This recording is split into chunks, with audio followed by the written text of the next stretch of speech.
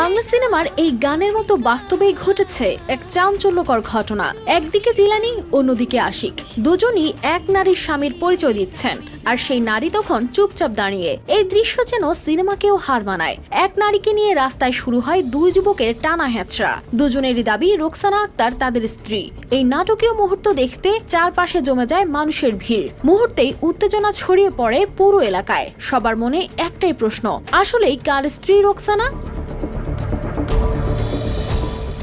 একনল hand wash 100% paraben free, তাই নিরাপদ হাতের জন্য আস্থা রাখুন একনলে। শুক্রবার সন্ধ্যা কসবার কদমতলী এলাকায় গোলাম জিলানী রোকসানার হাত ধরে হাঁটছিলেন। তাকে নিজের স্ত্রী বলেই পরিচয় দিচ্ছিলেন, কিন্তু হঠাৎ করেই আশিক মিয়া সামনে এসে দাঁড়ালেন এবং দৃঢ় কণ্ঠে জানালেন রোকসানা তার স্ত্রী। উপস্থিত জনতা হতভম্ব হয়ে তাকিয়ে রইল।